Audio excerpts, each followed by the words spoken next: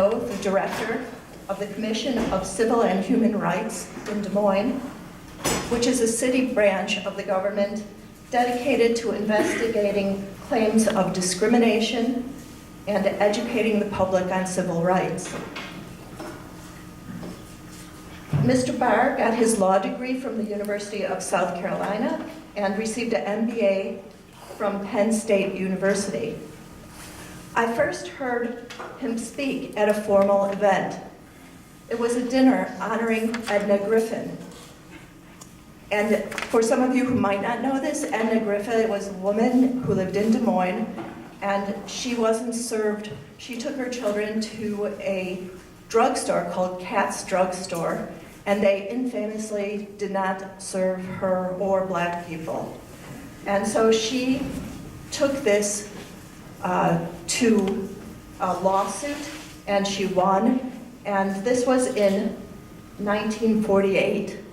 So Iowa passed a law in 1948, and if you do the math, it's 12 years before civil disobedience at drug counters throughout the South, most famously in South Carolina. So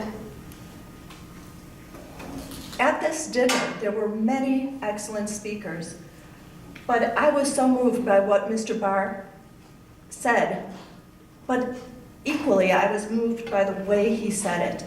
He chose his words carefully and forcefully. He speaks dynamically, and his words have a lasting effect. Joshua Barr has been our civil rights director here in Des Moines for only 2 years. Apparently, when he was first offered the job, he turned it down. He wanted to work in a place where he could actually make a difference with poverty and race issues. And the city leaders who had shown him Des Moines had deliberately shown him the sugar-coated Des Moines, a Des Moines that was all fixed already. But after he turned it down, he was brought back. And he kindly came back for a second visit, during which time he met with the NAACP and was able to speak on issues of disparities and justices and injustices in our city. Mr. Barr sees beyond the decorative. He doesn't like to have sugar-coated issues. As our students said in the rally that they had earlier this week, it is not enough to congratulate ourselves at turning out for a rally or for an occasion. It's what happens next. It is going deeper into the heart of the problem. Mr. Barr sees problems systemically. His words and actions lead to finding the causes for problems. And when that is accomplished, and only when that is accomplished, can we work together on solutions. Mr. Barr does not use words to gloss over issues. When he speaks, his words become actions. Please join me in welcoming our speaker, Joshua Barr.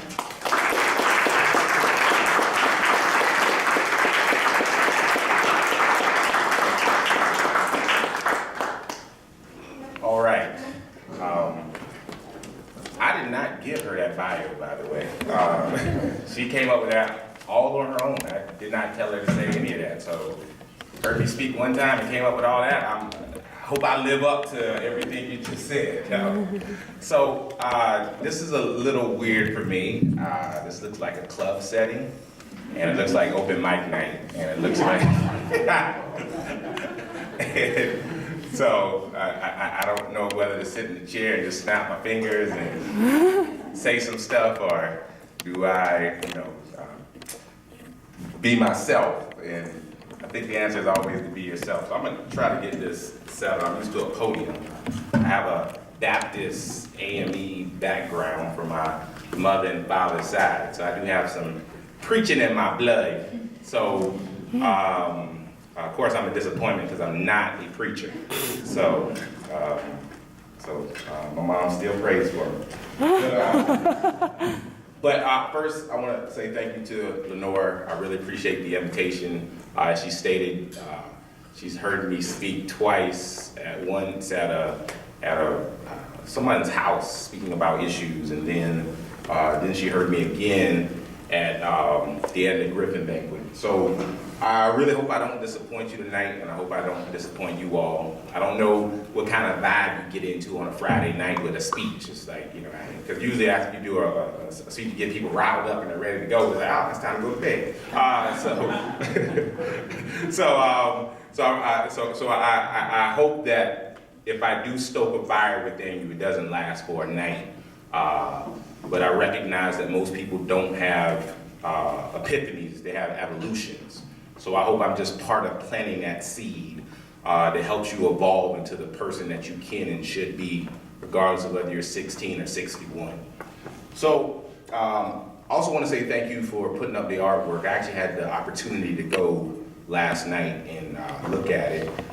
And I didn't take my wife, and I'm glad I didn't, because I stayed there for like 2 hours and she would have been mad. So, I'm always a person at the museum. Sir, we're closed. Oh, yeah, there's one more thing, please. Yeah, that's right. So I'm that person, and I just went to Montgomery, Alabama this week, and went to the Rosa Parks Museum and the Lynching Museum. And again, I was the very last person to leave, because I just like to absorb. There's so many things to know, see, and do. But I was really glad that I went. It actually reinforced some of the things that I had already started working on in my brain. But I got to read about Joanne Cheatham, and I was like, yeah, that's what I'm talking about right there. You don't know, and I didn't know her, but she died here in Des Moines in 1984, and she was just a force to be reckoned with, really investing in people that many people had cast out because of either past acts or because of the color of their skin. And she was the type of person who would get people out on bail for being accused of crimes. And out of the 100+ people that she got out of jail on bail, only 2 people failed not to show back up in court. And I was like, yeah, I was so glad to read about her. I took so many photos of different parts of what they were saying. So I also want to say thank you to the people in the audience tonight. It's a Friday, so I know you could have been anywhere else other than here. So either you are really down for the cause, or the young people in the audience are getting extra credit for being here. So thank you, I really appreciate it.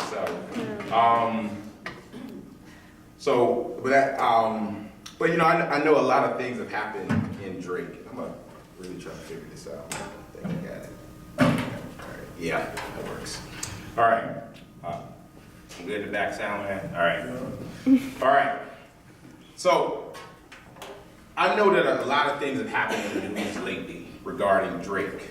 And actually the majority of this speech will not actually touch on that directly. While things have been going on that are very serious on this campus, a lot of these things are just the tip of a much deeper iceberg.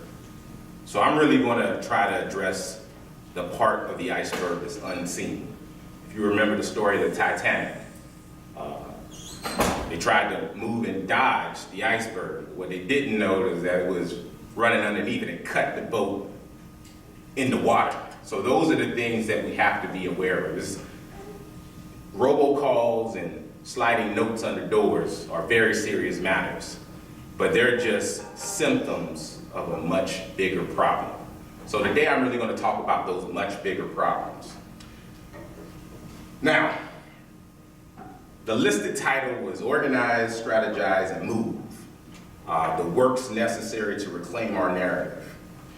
And I'm still going to focus on those points, but if you allow me to be candid for a moment, I have to admit that, my heart and my emotions are stirred up and they're mixed up. I just came back from Montgomery, Alabama, as I previously stated, and if you don't know, Montgomery, Alabama is the place recognized as the start of the civil rights movement with the Montgomery bus boycott. Now, that being said, civil rights movement going on a long time. The civil rights movement going on with W.E.B. Du Bois and William Trotter and a number of other persons prior to that moment. But this is the recognized start of the movement, although that was not even the first bus boycott. The first bus boycott that was recognized actually took place in 1953 in Louisiana, same group, a different group of persons of African descent being forced to sit on a certain spot on the bus, and they protested, but all they wanted was just more benches, more seats on the bus, and once they got those seats, they then ended their protest. It's just to know your history. Don't think that the way things have been told to us are how they are. It's not always like that. Now, but as I stated, I'm a little mixed up. I consider myself to be an avid reader. I consider myself to be a crazy student of history. And I study the struggles of previous generations. And if I'm being completely candid, I could post a quote from the early 1900s, not tell you who wrote it, and you would think somebody wrote it last week.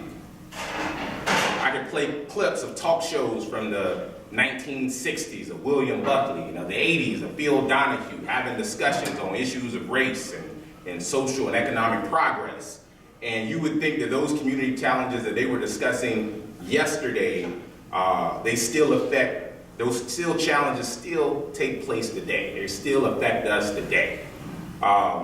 So most, if not all of these challenges, the things that we talk about today are things that took place yesterday and yesteryear.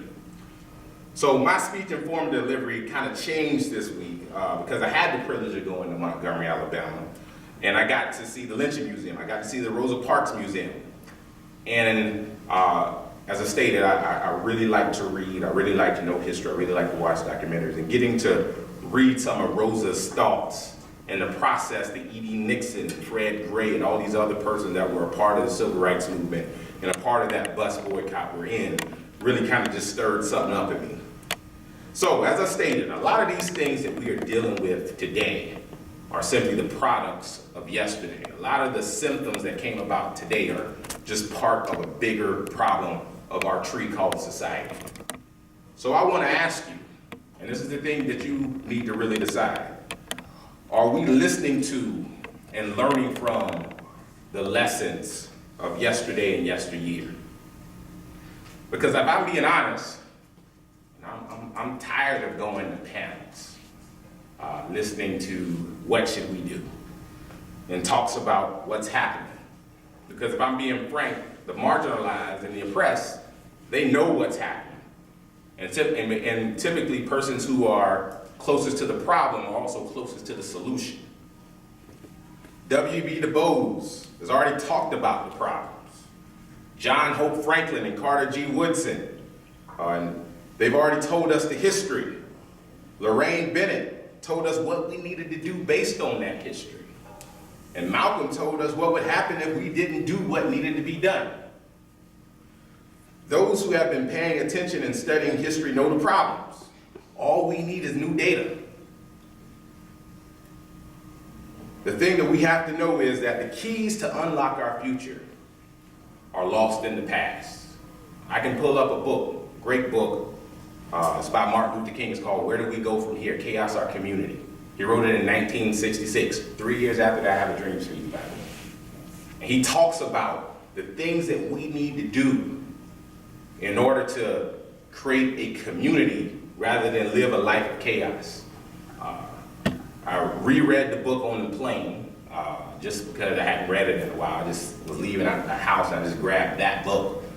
And I'm just like, man, and I always write in my book so you can tell how passionate I am based on what I'm writing and how much I'm underlining. And the gentleman said next, man, you're doing a lot of underlining. Man, it's good stuff. It's good stuff on the airplane. It's good stuff. You don't know what you're missing here.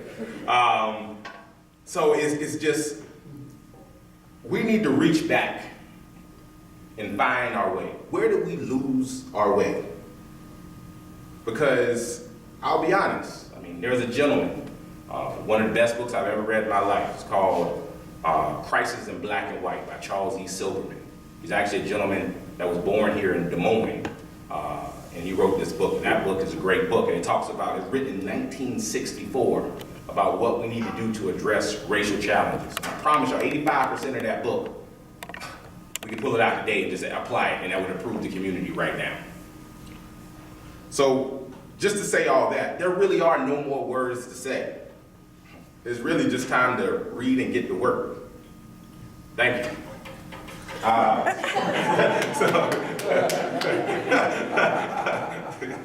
mean, I could really end it right there. Now, y'all go read and apply the stuff, and let's get to work. And I'm being facetious, but today, this talk is going to touch on the works we need to do to address the problems that plague our community.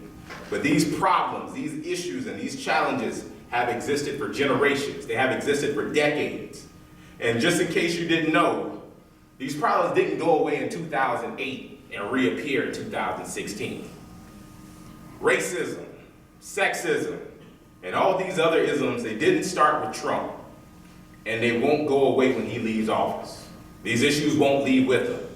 We are dealing with a system. It is a system, and it is a system that replaces one person for another and keeps chugging along intact. That's the part you have to understand. So if you thought racism started with Trump, you haven't been living that long. Somebody came up to me last week after the midterm election and said, "Hey man, what's your thoughts on the election?" I said, "I'm still black." And what? And I said that to say that these problems, y'all may not have gotten the blue wave that y'all, as big as y'all wanted, but at the end of the day, people that look like me and people that are poor are still going to struggle. We still have poor people with Obama. I tell the story all the time that I got my first job in civil rights as a civil rights attorney for the state of South Carolina when in 2013 when Obama was president. And if Hillary would have won the election, I would not have gotten fired the next day. Why? Because these problems are bigger than one person in power. They will continue on and on. They were here before Obama got here, and they've continued. So there is no face to racism and all the other isms out there. And don't let anyone trick you into thinking there is. So for those of you who really, truly want to address these systemic issues and provide a better future for you and your family, you have to look at yourself, look deep within yourself and ask this question. Do I want to feel good, or do I want to positively affect my community for change? Do I want to positively affect change for my community? And the answer to that will decide if you really just want to be a person who attends rallies and wear pink hats, or in the words of Bob Marley, be a real revolutionary. If the answer to that question is to positively affect change, then you have to know this one thing. We have work to do. And it's daily work. Daily work to do. It's a struggle every day, not every incident. It's a struggle every day to do the work necessary. Not every incident we tweet or hold a protest kind of struggle. So you attended the speech I did. You can call this, unfinished business part 2 for some of you who've heard me speak before. You can even call it the work that it takes to win, or you can go by the published title. But the main thing you need to know is that anything worth having takes work, and freedom from oppression takes the most work of all. The thing that we must know is that progress in the road of life is a lifelong marathon, not a sprint. It's not even a final destination. It's a marathon because even if you were set free from physical slavery, you can still be mentally enslaved. It's a marathon because even if they grant you the ability to eat at the lunch counter, the system can still set it up to ensure that you can never afford the meal. It's a marathon because even if they make mob lynching illegal, a white prosecutorial team, an all-white jury, and a judge indoctrinated into a legal system created to serve the majority can lynch you legally by creating a system where 1 in 3 black males will spend time in prison or jail. I myself am one of 3 brothers, and the statistic applies to us as well. I wasn't the one that went to jail, but the statistic applies to us as well. We didn't beat the statistic. We still have work to do, and we need to ask ourselves, what do we have to do in order to ensure the changes necessary to see progress? What are those changes that are necessary to see that progress?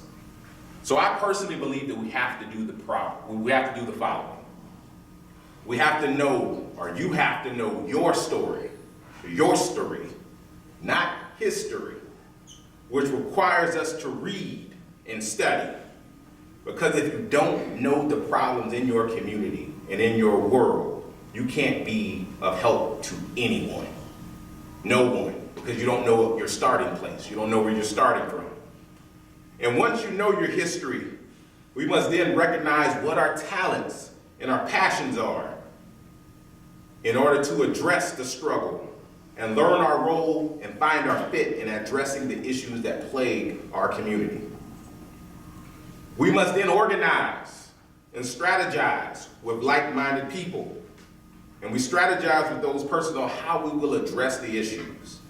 And finally, we have to get moving on this strategy.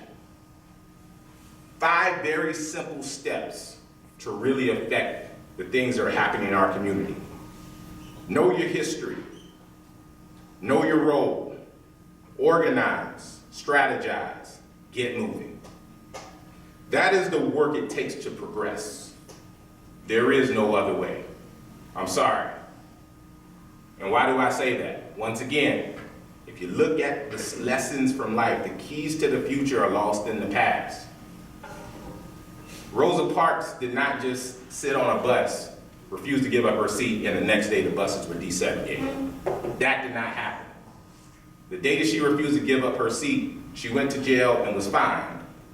And she went to E.D. Nixon, who was the president of the NAACP, and he chose her as the person to really start the civil rights movement, to start the bus boycott.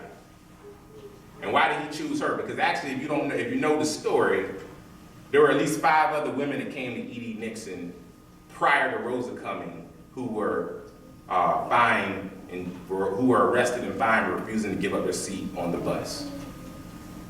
And he looked at all those women and said, "You are not my pick. You are not the one." One person he chose, Colette Colvin. He didn't choose her because she had a baby out of wedlock. He said, they can use that against us. No. He looked at another person and said, "Your father's an alcoholic. We're not using you. You got a reputation." And he looked at one person, Jeanette Reese, and said, "You don't have the constitution or the wherewithal to withstand the struggle that's going to come with all the press and ridiculing and legal processing that's going to take place." But when Rosa walked through the door, he said, yes. Now, why did he say yes? Number one, Rosa was his secretary. But more importantly, Rosa had done her homework. A white female called Virginia Dorr sent her to a training on how to deal with, how to do nonviolent protests all 9 months before she ever refused to give up her seat. She was trained in what to do, and she could handle the pressure of what to do. And she had a good enough reputation in the community that people would not utilize her past against her, which is a lot of things that we do today. We utilize somebody's past, something they did 30 years ago, and say, "Hey, you get out of here. We don't want your kind here." But that was 30 years ago. I was 18. I don't care. So the history behind that, Rosa knew her history. She found her role being a secretary and also studying, learning how to do nonviolent protests. She organized. She was a member of the NAACP, but not only that, she helped found the youth league in Montgomery, their NAACP. So she didn't just work. She just didn't do the work for a paycheck. She did the work out of passion. And she had a strategy with E.D. Nixon on what to do. And finally, they got moving. Now, if you don't know the story, once again, December 5th, they said, we're going to boycott the bus. They did it one day. And it was so successful that they decided to do it for a number of days.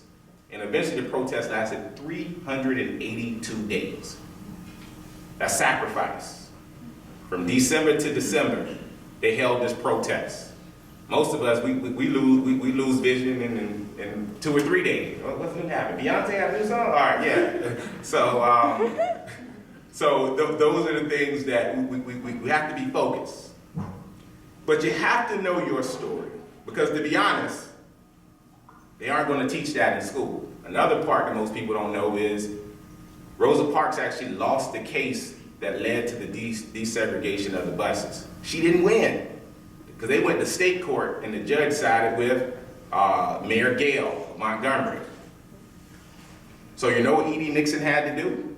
He took those other 5 women that he had rejected and said, hey, I'm gonna take y'all and we're gonna put a court case in federal court.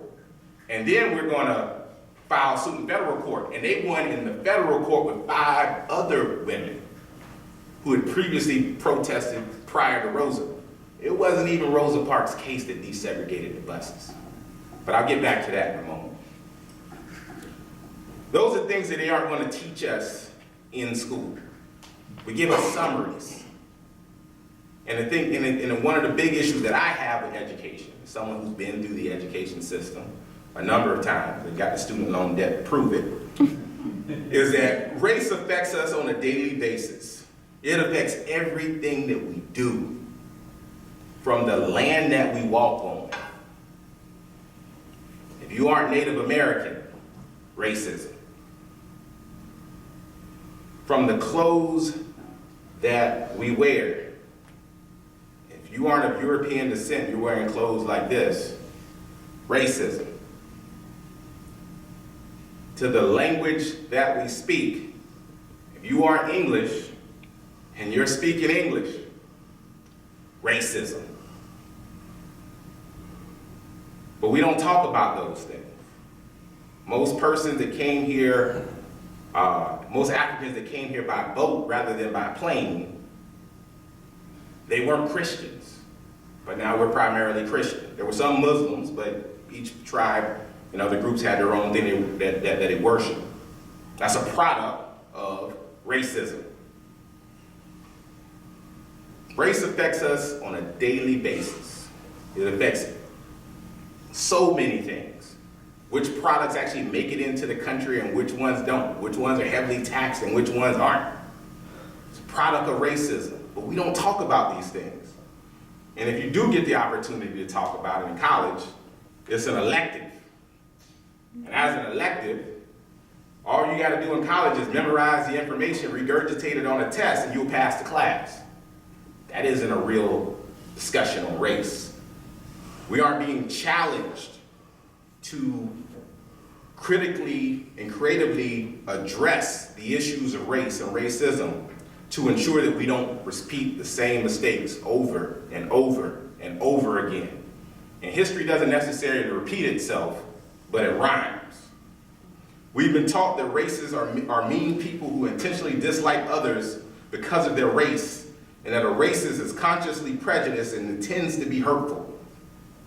But this definition requires conscious intent, and it exempts virtually all people and functions beautifully to obscure and protect racism and doesn't focus on it as a system in which we've all been implicated. But I hope you are learning just from the few things that I've said now that the lines have been blurred. The lines have been blurred because there's no longer people in suits that we have, no longer people in hoods that we have to worry about. Today we have to worry about people in suits with smiles on their faces, but they pass hurtful legislation behind our backs. Today is people that promise to do things for you in times of trouble, but when the ruckus dies down, they go back to doing the same old, same old. But to understand this, you have to read. You have to study.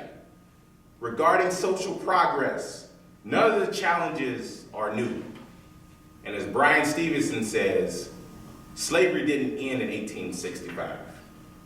It evolved. The only way to deal with the evolution of our problems is to read and know the whole story, not a summary from a textbook. You know, sometimes I do this exercise. How many people love Martin Luther King? Show of hands. All right, keep your hands up. Keep your hands up. Hold them up. All right. How many of y'all read 3 books by Martin Luther King? Keep your hands up. All right, 2 books. All right. 1 other than I Have a Dream speech. All right, so. But once again, Martin Luther King wrote 5 books. Where do we go from here? I think is my favorite. That's my personal favorite. Another book called Why We Can't Wait. But if you really love somebody, you want to read all of their works. You want to know all about them. I love my wife. I want to know all about her. I asked her so many questions. She said, stop asking me questions. I just want to know everything about you. How did you make this food yesterday? It was delicious. So she's a great cook. But we aren't learning less. We're only getting a summary of what took place. Martin Luther King gave the I Have a Dream speech in 1963. And he lived for 5 years after that. And by 1966, he said, my dream has become a nightmare. And then we have to start doing practical realism to actually, we have to stop dreaming and get to practical realism in order to address the challenges that face us today. Most people have never heard that part. When I play that video, like, oh my God, I guess. We have to make sure we know these things. Just because you don't hate black, brown, red, whatever color of person, doesn't mean you aren't absolved from racism. You can be a gatekeeper to racism, one who upholds the status quo that oppresses and keeps those down who either aren't white or aren't trying to fit into the current power structure. I'll give you a great example. It's not anywhere in my notes, but once again, I feel like I'm in a jazz club, so I can be a little informal. When I was 18 years old, I was looking for a job. And I walked into Sears. I had on some khakis, a light blue long sleeve button down shirt, and a blue V-neck sweater. And I probably still got those clothes somewhere. Most of my clothes are very old. I walked in the door and I had a manila folder with my resume. I walked in and I said, ma'am, I'm here for a job. And it was an older white lady, looking kind of like you, Linda,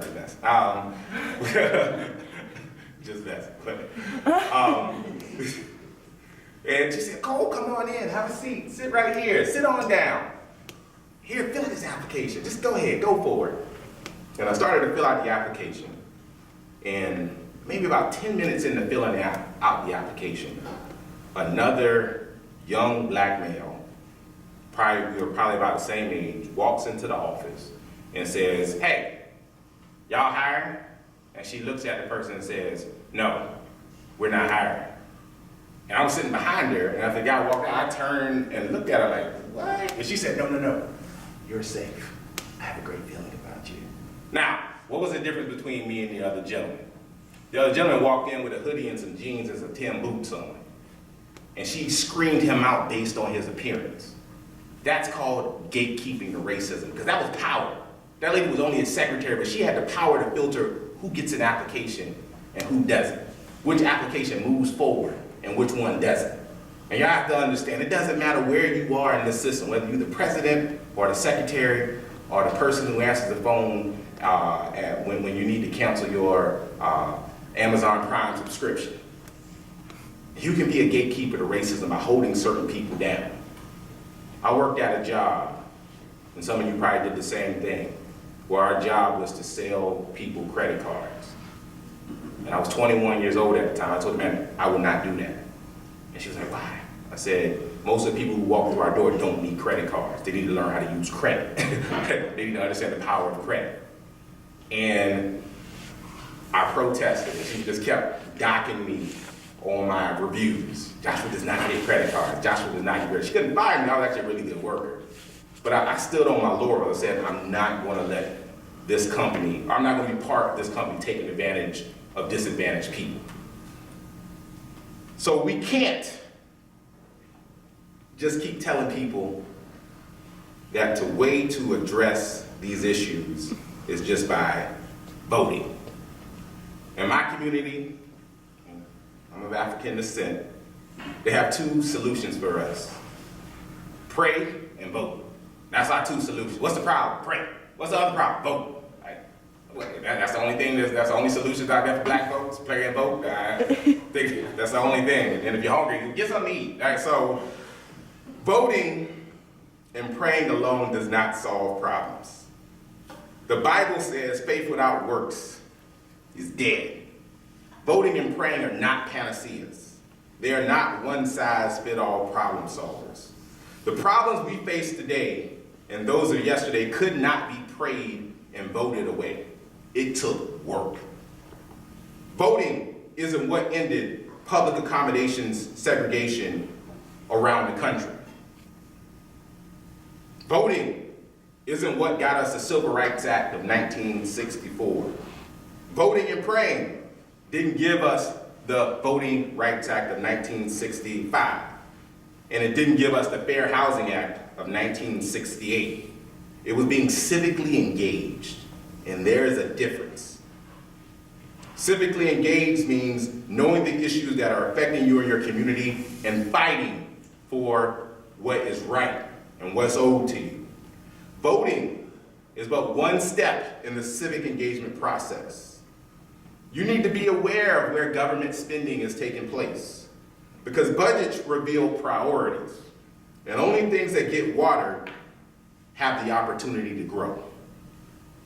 My office is an office of 5 persons, and out of a city that makes nearly $1 billion, $750 million, we make up 0.05% of the city budget. We're the Civil and Human Rights Office. And I had a meeting with my finance liaison last week, and I was saying, hey, I need another person. But that's not a priority for us. I'm like, okay, all right, well, time to look for another job. All right, so,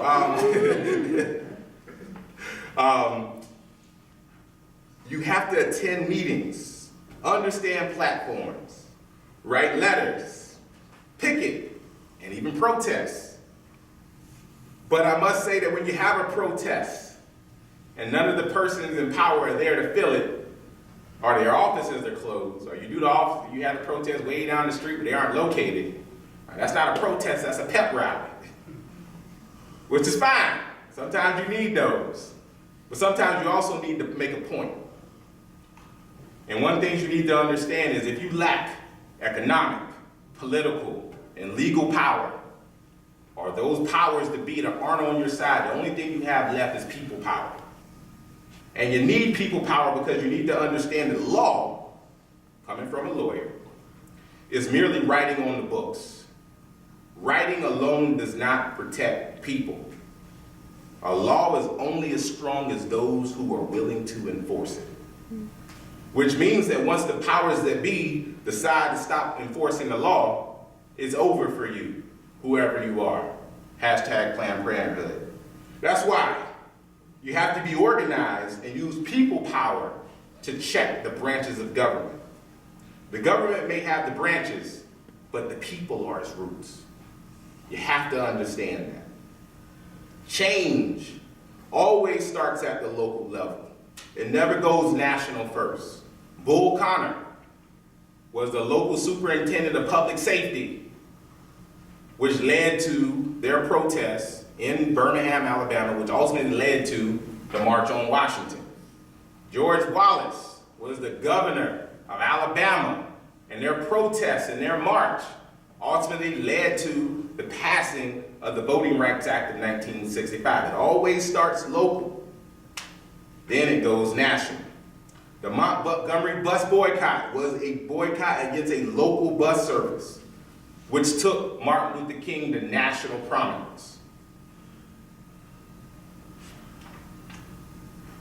The thing that we have to understand is most of the people that we look up to in life, most of the people who have stood out in history, they didn't stand out in history because they were rule followers.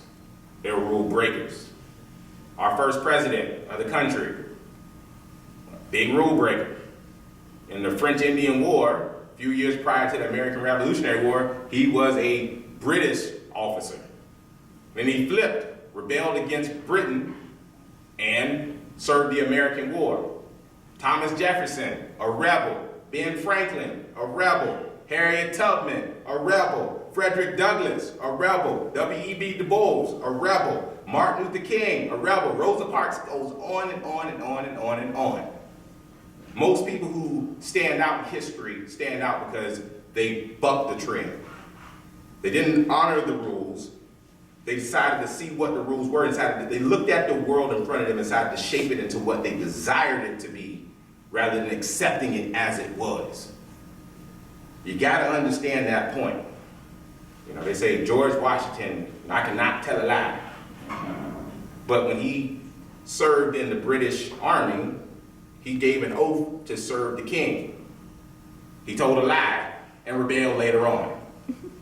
Now, one of the lessons that our ancestors in history teach us is that the line of progress is never straight. This comes right out of Martin Luther King's Where Do We Go From Here book. And he says, you must always be ready for the inevitable counter-revolution. Because there is an inevitable counter-revolution that succeeds every single period of progress. After Abraham Lincoln, who is acknowledged for the Emancipation Proclamation and freeing the slaves. I'll get on him a little later. But after him came Andrew Johnson, who reversed everything that Lincoln had tried to do. Every time there's a period of progress, there's always somebody trying to reverse that trend. Happening even with Kennedy and Johnson. After Lyndon Johnson came Nixon, tried to reverse some of the Great Society policies. Well, not a lot, but he did try to reverse and reset some of those things, especially in regards to persons of color, creating the war on drugs, etc. After Obama came, you know who. But if you don't study history, you'll miss that lesson. That's why you can't ever get relaxed. Obama like, woo, done, we did it. No, now the struggle really starts. Because after Obama came the Tea Party. Next day, hey, our goal is to make Obama a one-term president. What about the country? Nah, we ain't worried about that. This happens over and over again. And failing to understand this leads to the insanity of doing the same thing over and over, yet expecting a different result. And that's why we have to read history correctly. That's why we can't look at history as once upon a time. The mere approaching of history in terms of celebrating personalities, while important, is a misreading of history. We don't need any more heroes or sheroes. We need we-roes. And we-roes are collective groups of organized people with a strategy to develop the masses in order to save themselves from the issues plaguing our society. What I'm saying is the issues that plague our society today cannot be resolved by one man or one woman. Every single one of us has a part to play. Going back to King, people think Martin Luther King just walked into a city and said, I have a dream, y'all want to hear it? Here it goes. No, didn't happen like that. He was organized. He worked with the Southern Christian Leadership Conference. That was his organization. He was the face. Ralph Abernathy was the vice president. Andrew Young was the chief strategist. Jesse Jackson was a part of that group. Hosea Williams was a part of that group. It was a number of people that were a part of the struggle to make things happen. And even the Southern Christian Leadership Conference, they didn't work alone. They worked with the Student Nonviolent Coordinating Committee, SNCC, that John Lewis and Julian Bond were a part of. CORE, which James Farmer was a part of. Those are the ones that led the Freedom Riders movement. NAACP, they handled the legal side. When you got in jail, NAACP was the ones that bailed you out. You have to understand this. Urban League, led by Whitney Young. All these groups work collectively together to create the future that allowed the few black people and white people here today to sit together. But we have to make sure that these things happen. So, we have to strategize and get moving because we have a lot of unfinished business here at Drake. We have a lot of unfinished business here in Des Moines, here in Iowa, here in the United States, here in the world. We've seen laws that came about 50 years ago during the Civil Rights Movement being slowly repealed and judges being put in place to ensure a halt to the social advancement of impoverished communities, persons of darker hues, and women. You don't have to be a top dog to make a difference. You can just be someone, man or woman, or regardless of your gender, be gender fluid, who can make a difference. And the struggle doesn't end when a person like you gets into power. That's when the work begins, because once I get into power, we have to stay on those people to make sure they aren't corrupted by the powers that be. Small people, and those of us who are belittling called minorities, can get big and grow if we continue to water ourselves with our history. So while we aren't immortal, if we want to live forever, the only way we can do that is to leave a legacy. And this has to be a legacy of dedication towards others. Harriet Tubman lives on because she helped others. Frederick Douglass lives on because he inspired others to join the Union. So get involved. Once again, no one man, no one woman can make a difference. It takes us collectively. Lincoln never picked up a gun, yet he is acknowledged as the one who freed the slaves. No, it was persons willing to pick up a gun and fight that did that. And if I'm being completely candid, the Civil War didn't end until 187,000 newly freed Africans picked up the gun. And the war ended in less than a year, because they were willing to fight for what they believed in. You got a photo in the art gallery of a gentleman sitting in his clothes, walking to join the Union Army. Then later they show him in the uniform. Those are the things, that dedication to be beyond yourself. He got free and escaped, and instead of just, hey, I'm going to Canada, now I'm going to pick up a gun because this is bigger than me. Lincoln never picked up a gun.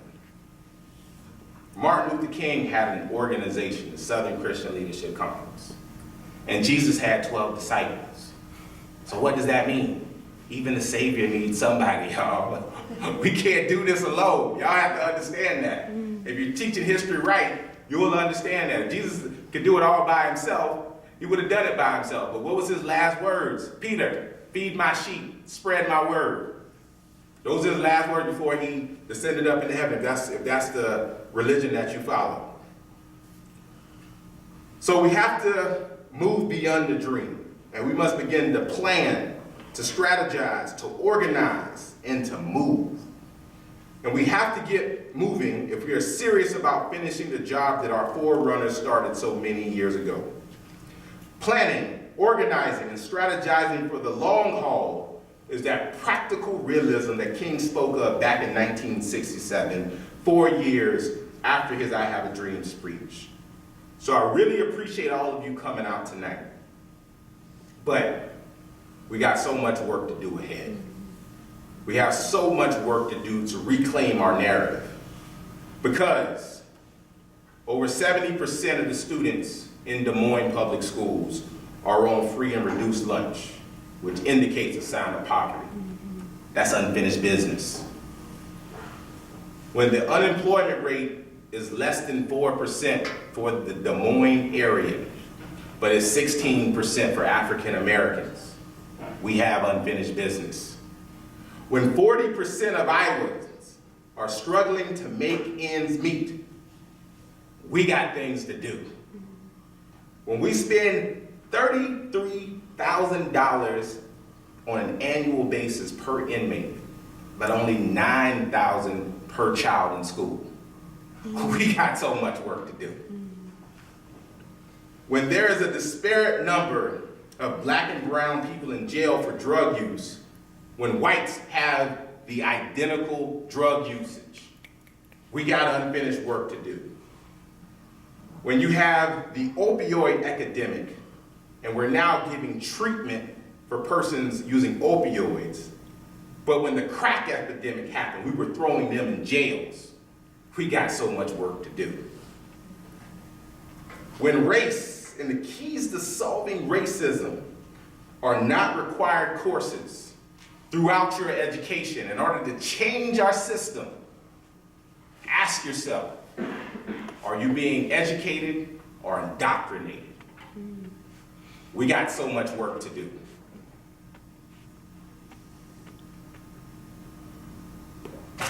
Do you want to feel good, or do you want to affect change? And if you want to affect change, are you up for the task of learning your history, finding your role, organizing, strategizing, and moving. And when you're willing to move, are you willing to put in the work, knowing that even though we may get one victory here, the race ain't over? Are you willing to dedicate a cause bigger than yourselves in order to leave a legacy for your children and your children's children? And if you're ready to do that, we have to work together. We have to organize and strategize to do the work necessary to make Drake University, to make Des Moines, and make Iowa the place it needs to be. So after the rally that you had on Wednesday, and after the protest, comes the real work. The work that demonstrates our dedication to the cause of equality and justice and fairness in order to turn this community, this campus, this city, this state, this country, this world into a utopia amongst all of this chaos. Let's get moving. Thank you.